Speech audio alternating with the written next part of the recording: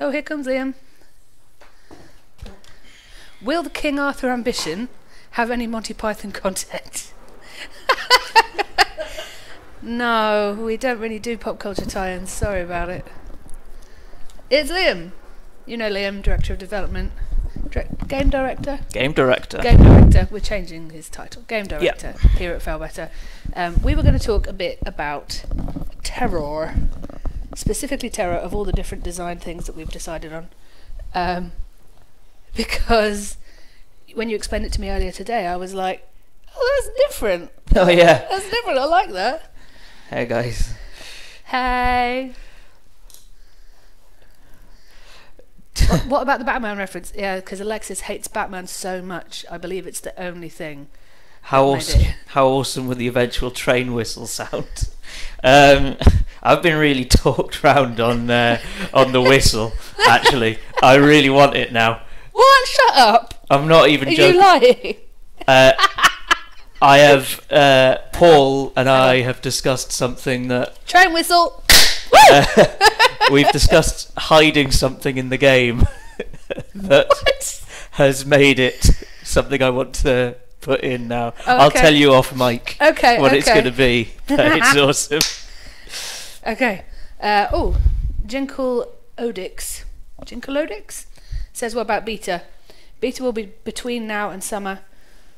We will be inviting small batches of people into the beta. So you may not get in, but don't worry, early access is going to be in the summer. You won't have to wait long. What's the logic behind not having cross-game stuff? I could talk about the technical thing. Just like adding that stuff is like weeks and weeks of work. Yeah. Like loads of, and maintaining it, and support like that, and like sort of what 20% of people get to do it. Like we'd rather create something that 100% of people like spend that month or whatever it is developing it. Like developing a feature that 100% of people can enjoy, because like that's the realities of like game development. You can't do everything, so you kind of want to do the things that the most number of people can enjoy. And also it was not an insignificant support thing afterwards. Oh yeah, totally. People email us multiple times a week, every week, asking for help with the cross game stuff. And after 7 years, there are lots of things that people email us about, including, say, the rewards for a Kickstarter before last, which I still am receiving emails about, and we just have to watch out on how much we introduce that causes support burden, because it's still the case that we don't have anybody doing support. We all do support, so we run out of time really, really quickly. Yeah. Okay, geez, have we figured out how many Linux folks you have in the beta? No, we probably will have some, if not lots. 7. Yeah, 7 is the number. Early access, is that going to be for Kickstarter backers, or is anything can buy into it? Well, the Kickstarter keys will be valid from early access, and you'll be able to buy it on Steam. Yeah. In early access, anyone can buy into. Yeah. I thought you meant beta. No. Early access is on Steam and GOG, so you buy it on either platform, and you get access to the game in development. Yeah, that's how it works. Blah blah blah. How close are we to the final cakes goal? I think we're about 5 off. We don't need more cakes in the next 3 hours if people are trying to make a cake. Anyway. Can I tell people quickly what arrived for me today? Well, oh yeah, go on. So, a Nintendo Switch arrived for me today. Yay! Along with a copy of Zelda Breath of the Wild for Wii U, which I do not own. I was not a very happy person. Oh man, I was out of the room when you opened it. I missed the I just got very still. Wail. Very still. A heart cry. No, we don't need more shanties. We've made 25 goals. Don't worry. We've made everything we could possibly make. All the stretch goals, all the social goals, Royal Society, everything. We've done everything. You have done everything. Oh no, yeah. It's possible because I'm an idiot. He's got nobody to blame but himself, I have to say. So let's talk about Terra, because you've got work to do. Yeah, exactly. So how is Terra in Sunless Skies going to be different from Terra in Sunless Sea? So one of the things that we really liked in Sunless Sea was that feeling when you were kind of riding high on Terra, that like things were like made more difficult, and you were being kind of like challenged in a different way. But one of the big problems in Sunless Sea was that if you reached about like 70, 80 Terra, that was pretty much kind of you're pretty close to end game at that point. So we wanted to find a way to like stretch that out. Also, one of the things in Sunless Sea is terror is just always like ticking up pretty consistently, which is good. It kind of creates this sense of just like everything like, you know, weighing your crew down. But it meant that we couldn't just like, you know, bang, hit you with a massive amount of terror, because you'd quite likely just go die right over. Yeah. It would tip you right over. So now what's going to happen is, while you're out in space, terror is going to be just like slowly ticking up in the background, still going to be that like, you know, long-term threat that you're going to be facing. But every now and then we're going to have areas of the play space that we're referring to them as spectacles, and they're either like sort of like wonders or horrors. So you'll pass like some wrecked ship with these bodies like sort of like floating there in place, and your crew just go ah, and you just get this massive bump to terror. And like there's this risk that as you travel along, if you're not careful, you'll just suddenly get this kind of like huge bump that will just send you over the edge. Equally, like if you see like a particularly sort of like beautiful scene, your crew will be kind of like heartened by that, and it'll like slip back down.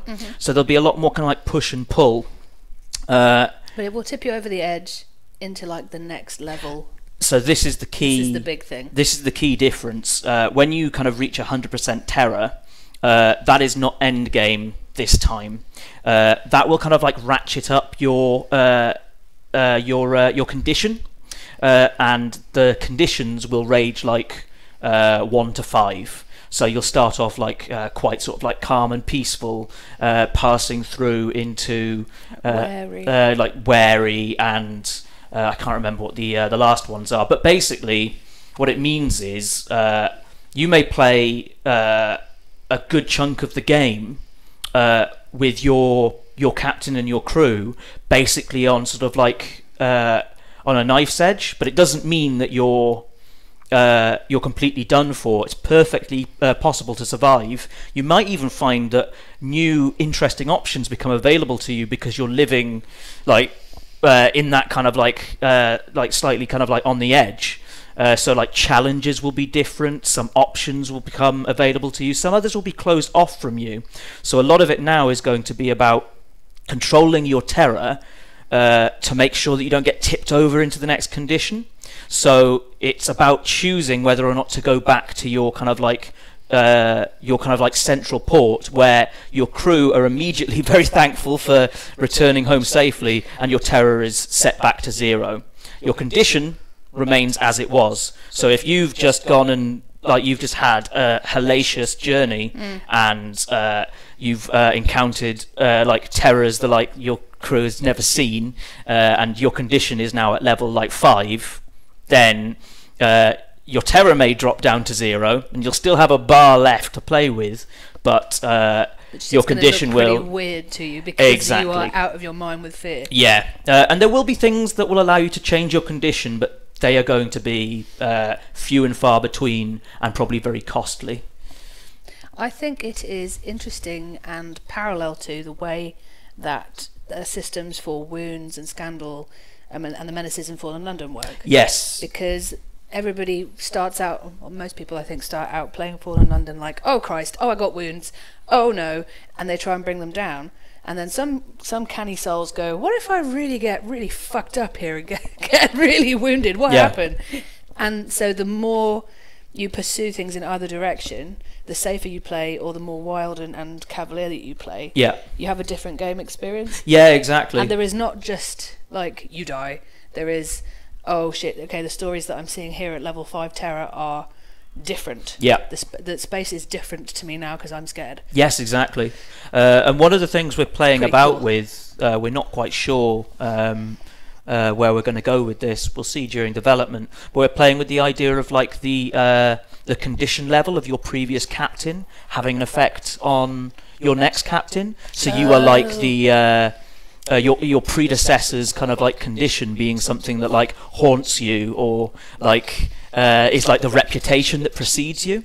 Oh, crikey. Okay, that sounds a bit much. That's extra. I hadn't heard that bit. That's pretty cool. Well, as I say, that's very speculative, but yeah, like it's that's the kind of like design area that we're interested in exploring. And I love that we're getting into all this richness that Sunless Sea, we were just trying to achieve like a game that worked and was good, and now it's like, how can we twist it and fold more stuff into it and make it more granular and more interesting?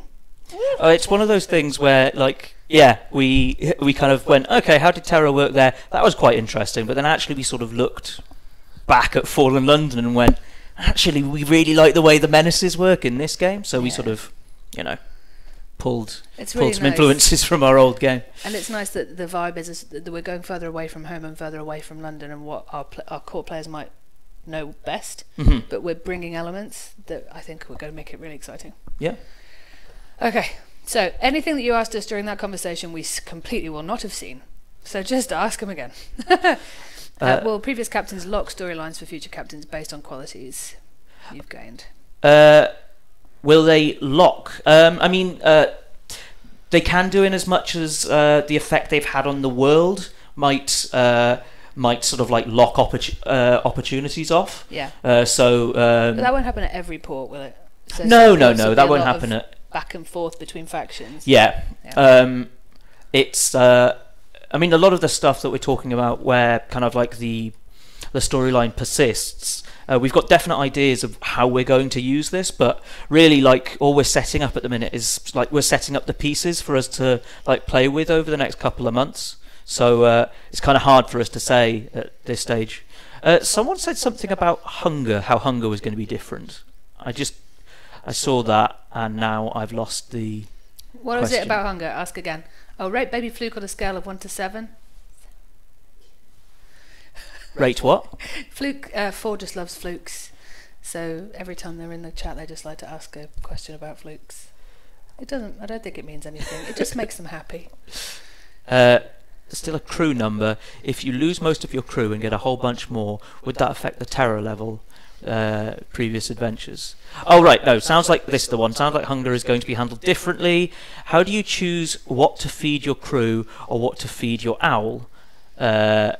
Okay, so this was because today we shared the nugget of info that when your scout comes back, they need a treat. Oh yeah, they just need a little. I mean, this is again, this is like addressing a bit of a design thing that we weren't 100% happy with in Sunless Sea, which is your Z-Bat is a combination of free and not very useful. Like the way it works is you press a button and it will sometimes tell you something interesting. Yeah. Now we didn't want to just make it give you more information and then just have it just be something you have to sit there constantly spamming. Which someone said immediately as soon as I started talking about the scout, like, oh, no more F5ing my Z-Bat then. Well, this is it. Like what we're going to plan on doing is making it so that every time you press that, you're going to get some really good juicy information, but that is going to come at a cost. So you're going to have to make the decision whether or not to send your bat equivalent out there. And also the type of scout you have will slightly affect the information you get. You'll get some which are like very wide ranging. They'll be able to tell you information from very far away. There'll be some that are able to do like round trips and kind of tell you about a lot of different things around the place. There'll even be some that are quite short range but will potentially tell you information about what sort of like enemies are nearby. So, or discoveries or spectacles, right? Oh well, they'll all return information about discoveries or spectacles. It's just how much they tell you about it. So someone was saying don't make terror too random because they thought maybe coming across a spectacle that they didn't know was going to be there would be huge terror bump and you can't avoid it. But if you're making judicious use of your scout, yes, you will know where the spectacles and whatnot in the vicinity are. Yeah, exactly. Yeah. They get marked on your chart. So this is another new thing that the Z-Bat didn't do, I didn't think. It does do it, but like not all that effectively, and you have to kind of like manually do it. So from now on, just you send it out and it will say, look, we've added 3 things to your chart. Bing. Yeah. Basically, it's as if your navigation officer is doing all of the legwork for you. Because, like, why is it your job as a captain to look at the map to all the bother with damn all this time. stuff? Yeah. But yeah, the way that supplies will work. Again, this is sort of speculative, sort of a direction we think we're going to take it in. Is how fast you consume supplies will vary based on the supply type. Yes. So if you're in sort of like the I can't remember The which. Reach? Yeah, if you're in the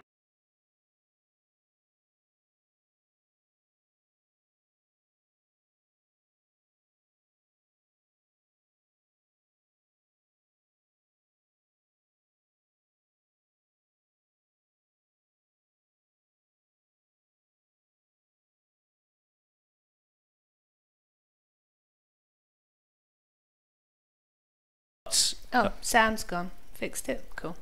okay. Back up yet?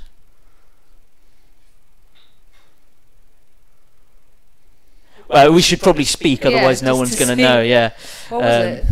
I'm trying to get rid of the echo, but I probably just would Okay, I think we're back. So I can't remember how far back I need to go. But yeah, if you Yeah, so when you're in the Reach, you'll have like plentiful, good hearty supplies, strong supplies. but they will be costly. But you know, like a crate of supplies in your hold will last you a good long while, and it's all packaged in a nice crate. You go further out, and maybe you've got like these horrible, like fungal, like biscuits, and they're very cheap and they're very plentiful. But your crew go through them like no one's business. And so what you end up having to do is go, well, I'm going to have to load up on so many of these biscuits. They're occupying half the space in my hold. So suddenly it shifts that decision about whether or not to take them away from, well, I don't just need money for this, Yeah. I need the space. And like sometimes it might be worth going, I'm planning a very long journey out into the reaches. I'm going to buy more supplies than I need right now, even though they're expensive, because I know that they'll take up less room. So it's just kind of like putting another wrinkle on that. Sometimes it won't just be money that stops you being able to take things. If they're terrible, why do they go so fast? Because they have very low nutritional density. Yeah, it's like eating seaweed. Seaweed crisps. Seaweed crisps. Everyone's like, So it's so hungry." horrible, but I have to eat about 1,000 of them. That's we just did a really good impression of what your crew looks like. Eating a fungal biscuit. Or some fungal mint cake. Fungal mint cake. Fungal mint cake. Well, I love that. It's the most horrible sounding thing. Mushroom and mint. Okay, what is that? What else is going on? Map generation? So map generation, we're kind of designing it with much more randomness in mind. Things will broadly spawn within the same region, but it won't be the case that huge amounts of it are locked into place as it was in Sunless Sea. Like all of the edges were always the same, and you know, you'd broadly find Shepherd's Wash in the same place. Like now, the distances between them, they could literally be on like other sides of your starting point. Which because it's all circular now. Yeah, it's all designed around a circle, and like the rules that govern where something's going to be placed mean that there's a lot more randomness between that. It does mean that you're going to potentially get particularly lucky with some trade routes and particularly unlucky with others, so real roll of the dice. And then if you die, then you could come back and find that the path ahead of you was totally different. Well, exactly. And the trade route that you thought you were going to be able to rely on is gone, or there is a new one that would be better. Yeah, exactly. Yeah. Okay. What happens when you reach the map border? We imagine that will be the same as Sunless Sea. Your ship will. The camera will stop moving to follow your ship, and then sailing off will require content business. I don't know. When we said content business, we mean a wonderful story. Okay. What else? Yeah, it's not just north now, it's north, east, south and west. Yeah, good luck, content. When we say content, we mean the writers. We shouldn't ever say content. We should always say the writers. 'Cause Yeah, they're writers. yeah. They're not content machines. Okay. You They are mentioned content. Churn it out. You mentioned having stories persist between captains. Do you mean storylines that require new captains to progress? No. No stories will require a new captain. Circular stories that oscillate back and forth, more like that. Mm-hmm. Or something super clever. It will definitely be super clever. Duh. Will officers be counted in the total number of crew? No. Crew is a separate. They are separate from your officers and treated slightly differently. So 0 crew is something. This is actually a change that's worth mentioning. When you hit 0 crew in Sunless Sea, that was basically the end.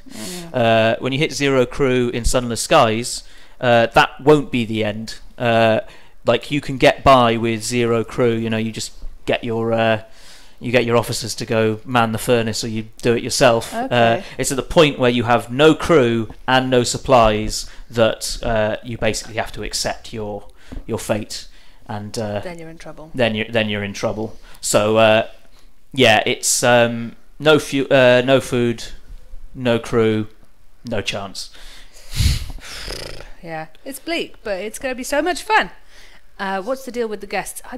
Chris isn't in the chat at the moment. I don't think he would be the best person to ask. Maybe he'll come by later. People want to know if warmth is a quality, and people want to know about star blindness.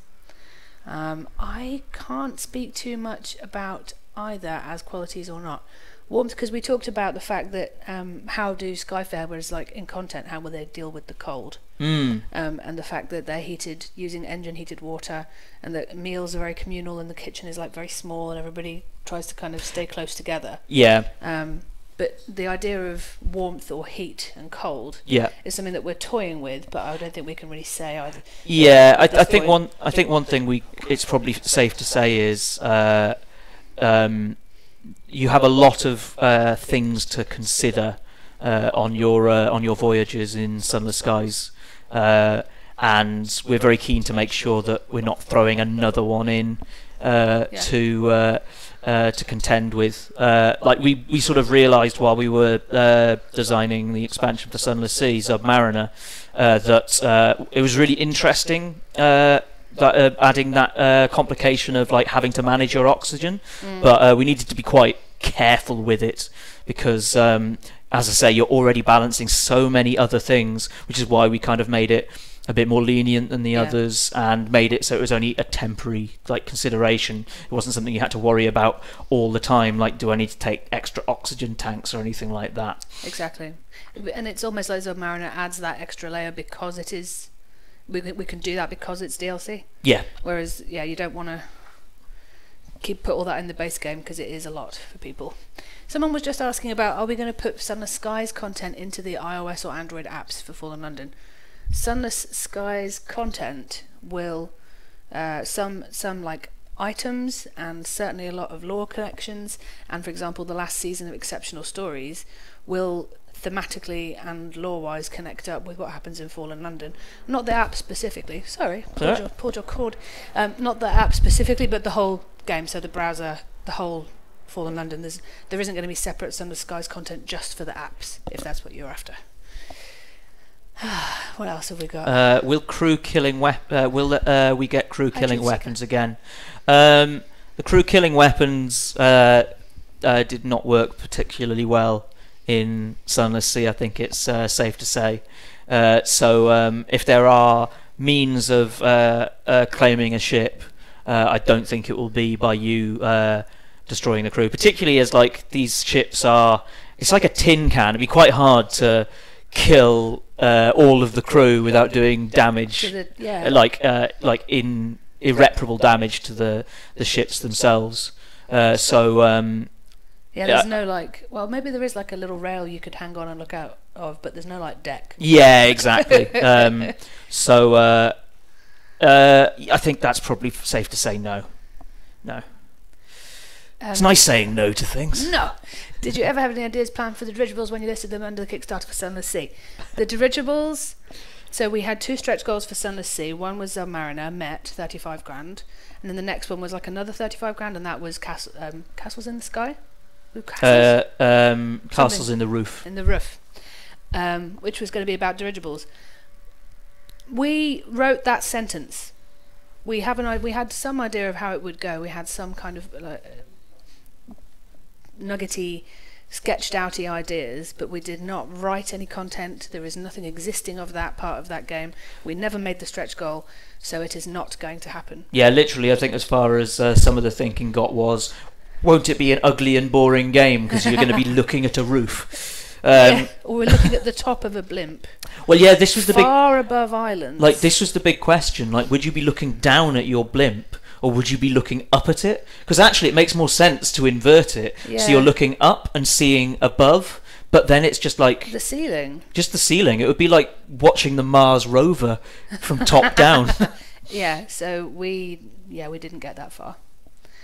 Oh, Chris is in the chat. Cool. Maybe we can make you a mod, Chris. That would make sense, but I don't know how to do that. Narcomanic, it's made just over 100,000 pounds. And today we are looking at £372,000. Amazing. How valuable is time? Very valuable. I mean, one of the most sought after resources in the high wilderness. Yeah. Yeah, there's a port where people are in the grip of a ferocious gold rush, trying to find unseasoned years in the Mother of Mountains, trying to mine it, and it's a big land grab and very kind of frontier town stuff. So people are really like furiously going after these hours and months and years. Yeah. And how precious is time to you? It's all we've got, really. It's kind of funny that like it's one of the big, like from a design point of view, I would say one of the things that like we kind of took away from Sunless Sea was it's a great game, but maybe we didn't value people's time enough, and it's turned into one of the great like one of the big themes of this big themes of the game is like how precious time is. So it's clearly on our mind. Oh, Captain Horatio, you ask a pertinent question, my friend. Will we ever get to see some or all of the social goal submissions? Is it possible? No, of course it's possible.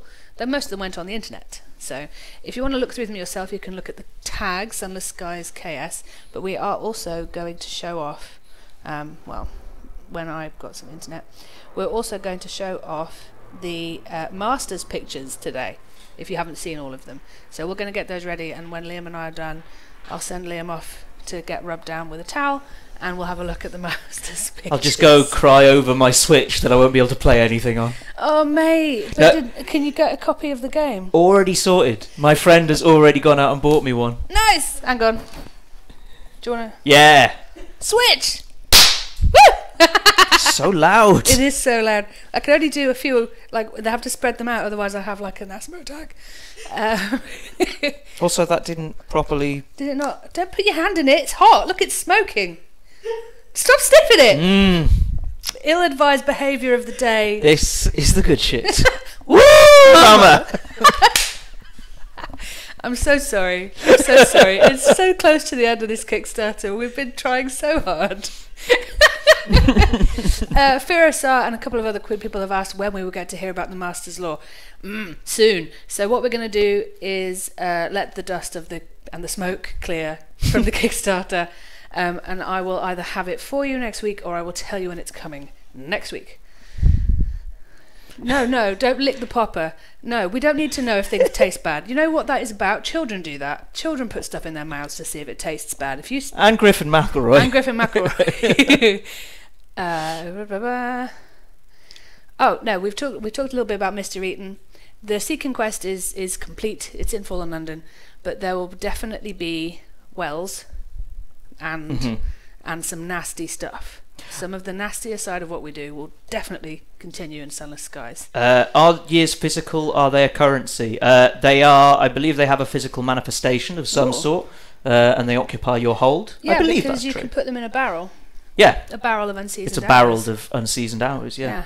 But the currency in space, the currency is sovereigns. Yeah. Not echoes anymore, because echoes are the currency of the Bazaar. They're recognised only by the Bazaar in Fallen London. So in space, Victoria has reasserted herself as sovereign, and the currency is sovereigns. Oh yeah, we know the McElroys.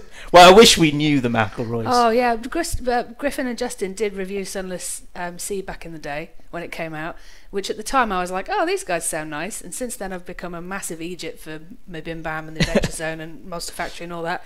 And now the first thing they said was, this would be better on iPad, and we're going to have Sunless Sea on iPad on the 23rd of March. So Lottie's going to come and talk a bit about that later. So, you know, the brothers get what they want. What else? Oh man, there's just so much going on.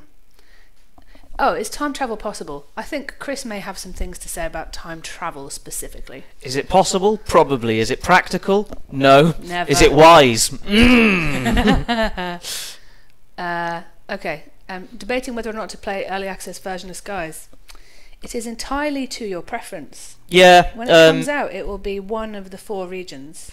I would, as like, what I would say is, getting it in early access is, I mean, if you already backed the Kickstarter, you've already got access to it, and even if so, like, you'll get access to the full game.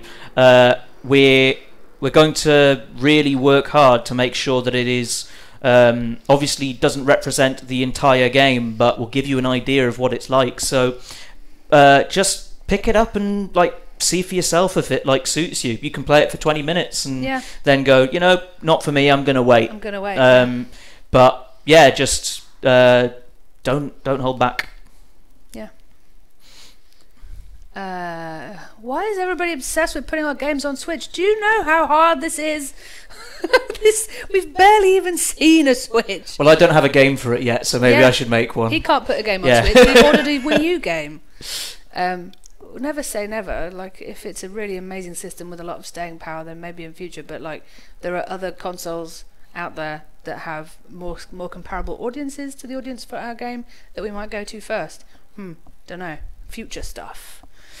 Okay, all this stuff is great. I'm going to let Liam go because he's been here for yonks. And we're going to look at some Masters pictures. And then you could send in, you could say Paul maybe you could come next, but I'll tell him I'll ping him.